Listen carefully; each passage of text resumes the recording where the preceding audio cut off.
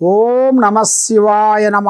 ఓం పరబ్రహ్మ పరమాత్మ నమ. జగత్తుత్తే సతీ ఫలయ బ్రహ్మార్యరాయ త్రిగుణాత్మ సర్వగౌతిగామి దర్శ దర్శ దత్తాత్రేయ నమసంతిని సిద్ధి కురు కురు కురు కురు కురు స్వహ కుర్రో కుర్రు కొండ దేవత అమ్మ పలుకు జగతమ్మ పలుకు సమ్మక్క పలుకు సారలమ్మ పలుకు కుర్రో కుర్రు.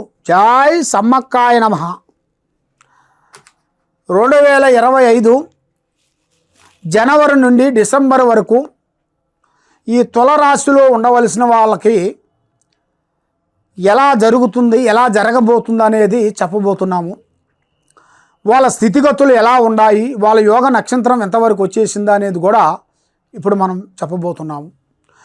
ఈ తులరాశిలో ఉండవలసిన వాళ్ళకి జీవితము, స్థానము, పూజ, పునస్కారం చిన్న వయసు నుంచి చిన్న పిల్లల మనస్తత్వం వెళ్ది. చిన్నపిల్ల మనస్తత్వం అంటే ఇది కావాలి, ఇది వద్దు అన్న ఒక ఆటలు పాటలు, ప్రశాంతత, మనసులో బాధ లేకోకుండా ఎదుటివాడు కోట్లు సంపాదించుకున్నా వీళ్ళ మనసులో 100 రూపాయలు ఉంటే చాలు నా దగ్గర అనే మనస్తత్వం కలిగిన వాళ్ళు. ఈ తులరాశి కలిగిన వాళ్ళందరికీ ఎక్కడ పోయినా కూడా పీస్ఫుల్ మైండ్, మనస్సు బాగుంటుంది, యథార్థంగా మాట్లాడతారు, ఏదైనా మొహం ముంగల మాట్లాడతారు. కాబట్టి మనసులో ఏదున్నా దాచుకోరు, యథార్థంగా చెబుతారు. కానీ వీళ్ళ మాటల్ని, వీళ్ళ విధానాలని చాలామంది వాళ్ళని తక్కువ అంచనా చేసి వాళ్ళని ఎన్నో విధానాలుగా డిస్టర్మెంట్ చేస్తుంటారు. వీళ్ళకి ఏమీ రాదు, ఏది చేయదు అన్నట్టుగా తక్కువ అంచనా వేసి చాలా వరకు డిస్టర్మెంట్ చేస్తుంటారు. డిస్టర్మెంటు కాబట్టి ఆ డిస్టర్మెంట్ వల్ల ఎన్నో విధానాలుగా మనస్సు బాగుంటుంది. వీళ్ళకి మనశ్శాంతత ఉండదు. ఏ కార్యక్రమైనా కానీ చేతికాడికి వస్తుంది కానీ నోటికి అందుకోకుండా పోతుంటుంది. కాబట్టి ఆ భగవంతుడు దయ వలన ఇప్పుడు వరకు ఒకళ్ళ చేయి దగ్గర పోయి ఒకళ్ళ దగ్గర చేసాకుండా ఏదో వాళ్ళ కుటుంబాన్ని కాపాడుకుంటూ ప్రజలకి సేవ చేస్తూ రాజకీయంలో కూడా చాలా వరకు పోరాడుకుంటూ సినీ ఫీల్డ్లో కూడా చాలామందికి ఎంతో విధానాలుగా బాగుండేట్టుగా ఎన్నో కష్టపడుతూ ఈ యూట్యూబ్ రంగంలో ఉండవలసిన వాళ్ళకు కూడా ఎన్నో విధానాలుగా వాళ్ళు ఎన్నో కష్టాలు పడుకుంటూ ఉండి లేక తినక నిద్ర లేని రోజులు ఎన్నో ఉంటాయి, భోజనం చేయని రోజులు ఎన్నో ఉంటాయి. మరి ఈ అన్నిటిని బాధలు పడుకుంటూ వచ్చే వాళ్ళకి మరి ఆ భగవంతుడు అనేది ఏదో ఒక దారి చూపించాలి కదా. మరి ఆ దారి చూపించినప్పుడు వీళ్ళు మేల్కోవాలి. ఈ తులరాశి వాళ్ళు భగవంతుడు ఒక టయాన్ని చెప్తాడు మనకి. ఫస్ట్లో బాల్యం అనగా చిన్న వయసు. ఆ చిన్న వయసులోనే మనిషికి ఒక అదృష్టాన్ని కలిగిస్తాడు. ఆ అదృష్టాన్ని మనం దాన్ని తెలుసుకొని కొంచెం జాగ్రత్త పడాలి. అది మనకు తెలియకోకుండా ఉంటే యవ్వనం అంటే మధ్యలో. మరి ఈ మధ్యలో ఉండాల్సింది 25 నుంచి 50 వరకు ఈ యవ్వనం అంటారు. మరి ఈ యవ్వనంలో కూడా కొంచెం తెలుసుకోకుండా అదే మూర్ఖత్వంలో పోతే దెబ్బతింటాడు. మరి 3వ అదృష్ట యోగం, ఇలా జాతకంలో మూడు స్టెప్పులు యోగాలు కనబడుతున్నాయి. మరి 3వది కూడా 50 దాటిన తర్వాత నుంచి వృద్ధాపం అనగా ముసలి వయసు. మరి ఆ ముసలి వయసు వచ్చిన కాడి నుంచి అప్పుడు వాళ్ళకి 50 నుంచి వాళ్ళకి అదృష్ట యోగం అనేది వస్తుంది.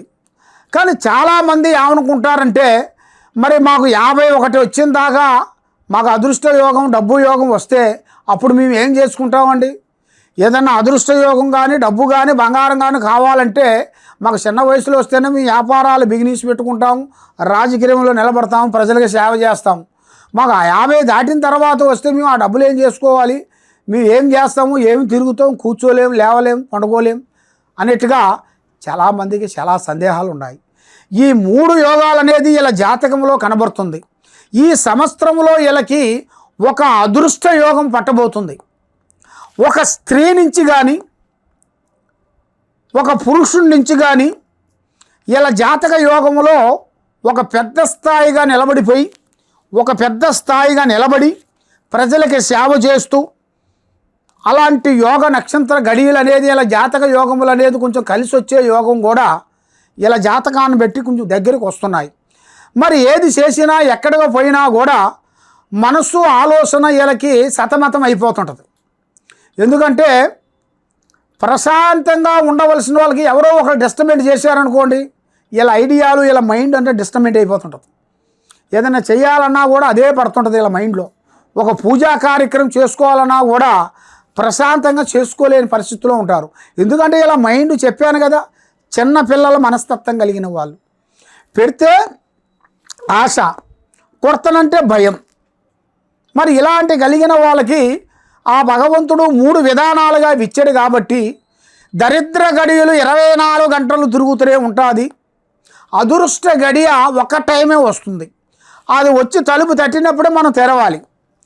మరి ఈ దరిద్ర టైం అనేది ఈ దరిద్ర దేవత వచ్చి మన ఇంటి ముంగల మెట్లుగాడ వచ్చి కూర్చుంటుంది.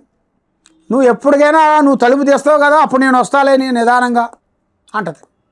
అదేవిధంగా కొన్ని మనం తెలుసుకోవాలి, కొంత జాగ్రత్త పడాలి. స్నేహధర్మంలో కానీ బంధుత్వాల్లో ఎక్కువగా అభిమానం చూపించకూడదు. బంధుత్వాల్లో వీళ్ళకి అచ్చుబాటు అనేది లేదు. బంధువులలో చాలా వరకు వీళ్ళని వాడుకొని ఉసిపెట్టే వాళ్ళే. మరి స్నేహితులలో కూడా అంత పెద్ద వెలుగు లేదు. కాబట్టి ఎవరో తప్పు చేశారని మీరు తప్పు చేయటం కాదు. మీరు ఇక నుంచి జాగ్రత్త పడి మీ కుటుంబాన్ని గురించి, మీ భార్య బిడ్డల కుటుంబాన్ని గురించి మీరు పోరాటం చేయండి. తప్పకుండా ఆ భగవంతుడు కటాక్షం వెలుగు అనేది మీకు తప్పకుండా ముందుకు వచ్చే మార్గాలు కూడా మీకు అతి దగ్గరలోనే చాలా వరకు కనబడుతున్నాయి. కాబట్టి మరి మీరు చేయాల్సిన పూజా బలం, ఏ పూజ చేస్తే బాగుంటుంది. కాబట్టి మీరు చేయాల్సిన పూజా బలం అనేది శివుడు ఆజ్ఞ లేనిది సేమైనా కుట్టదంటారు. మరి మీరు చేయాల్సింది ఆ శివుడు పూజా బలం చేయాలి. మీకు దగ్గరలో ఉండాల్సిన శివాలయం దగ్గరికి వెళ్ళి కొన్ని పంచాక్షరి మంత్రాన్ని చదవాలి. మీకు వస్తే చదవాలి. మీ దగ్గర మీకు రాకోకుండా ఉంటే మీరు వెళ్ళి గుళ్ళో కూర్చొని, మీ దగ్గర ఫోన్ ఉంటుంది కాబట్టి ఆ ఫోన్లో శ్రీ పంచాక్షరి మంత్రం అంటే వస్తుంది, కొట్టి ఆ పంచాక్షరి మంత్రంతో మీరు కనీసంగా ఒక హాఫ్ అన్ అవర్ అన్న మీరు దాని గురించి బాగా ఆలోచన చేసి జ్ఞానం చేయండి. తర్వాత మీరు చదవకోకుండా లేదు, మనకి దగ్గరలో ఉండాల్సిన ఒక అయ్యగారు కానీ గురువుల దగ్గరికి వెళ్ళి శ్రీ పంచాక్షరి హోమాన్ని చేసుకోండి.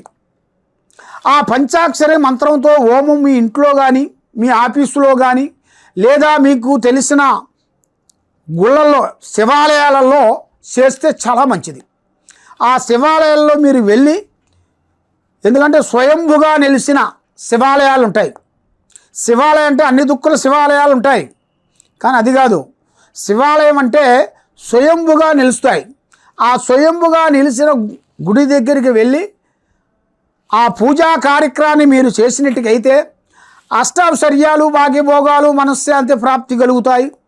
మీరు ఏ కార్యక్రమం చేసినా కూడా తప్పకుండా ఆ భగవంతుడు మీకు తప్పకుండా విజయవంతం చేసే మార్గాలు కూడా చాలా వరకు ఉన్నాయి. కాబట్టి మీరు ఎక్కడెక్కడో వెళ్ళి జ్యోతిష్యం చెప్పించుకొని నిరాశ చెంది ఉన్నారు. కాబట్టి ఈ కింద ఉండాల్సిన నెంబర్కి ఒకసారి సంప్రదించినట్టుకైతే మీ పేరుని బట్టి, సమయాన్ని బట్టి, మీ జాతక చక్ర యోగాన్ని బట్టి ఎలా ఉంది, ఎలా నడుస్తుందా అనేది కూడా మీ గురించి అన్ని నేను చూసి చెప్పగలుగుతాను.